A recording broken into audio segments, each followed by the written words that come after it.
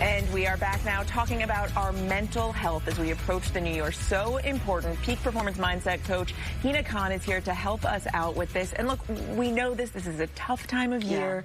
We all struggle. We were just talking about how prevalent burnout is, especially this time of year. What is it, though, about the holidays that sometimes sort of make all these feelings really come to the surface? Well, with the holidays, it can really bring to the surface if you're feeling lonely or disconnected. Because let's face it, what are people asking you? Who are you spending time with? What are you doing? Are you seeing family? Are you seeing friends? Where are you going? So if you're already feeling lonely and disconnected, that's going to bring it up to the surface. Oh, and then social media, of course, doesn't help, because we are comparing our real life to people's highlight reel. And then it also makes us feel like, am I the only one that might be feeling a little bit lonely during the holidays? Yes, so normal to feel that way. Yes. How can we handle those feelings, loneliness, burnout, with the sense of kind of compassion, and for so many feeling that right now? I love that you said compassion, because I think if you can give yourself some grace and really admit that you are feeling lonely and you would like to have some deeper connections, then you're stepping into your power, because now you can do something about it. You're not denying it.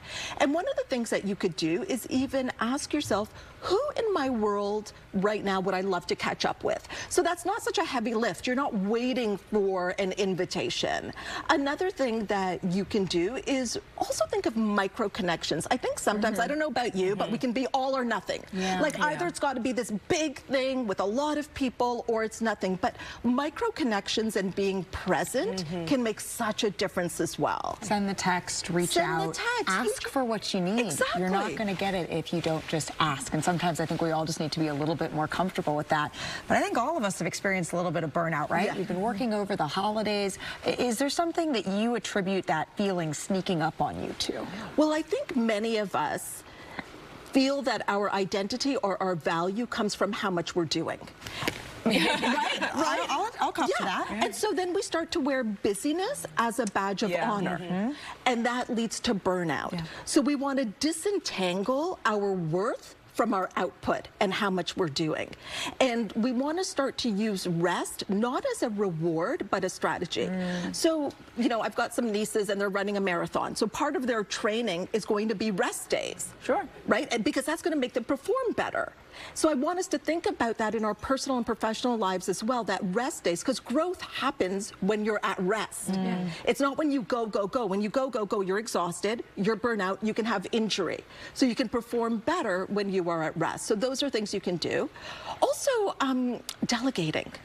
Easier said than done for so many, though. Because then some of us start to micromanage what we're delegating, right? And become busy in that. But if you can allow other people to support you and really release the activity or the task to them, that can make such a difference. And I think sometimes for women, we feel like we've got to do it all. So we feel guilty in delegating. Does that resonate? Absolutely. They do it as well. That's a problem, too. You have to let it go a little bit. Exactly. You're so right. You totally have to let it go. And then it's also multitasking. So if you're somebody that wears busyness as a badge of honor, multitasking actually feels really good because you've got so much on the go.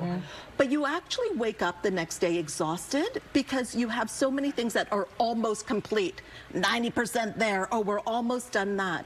So I think if you can also think about one task that can move things ahead in other areas, but finish it, actually complete it, that will also help with your burnout. It will decrease burnout.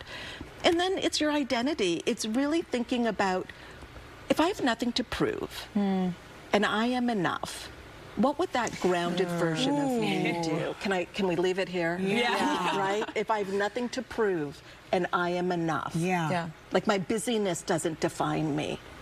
My output doesn't define me. I am enough. What a powerful sentence. What a powerful way to step into the new year. Thank you so very much for that. Thank you. I am enough. We all needed that. Together.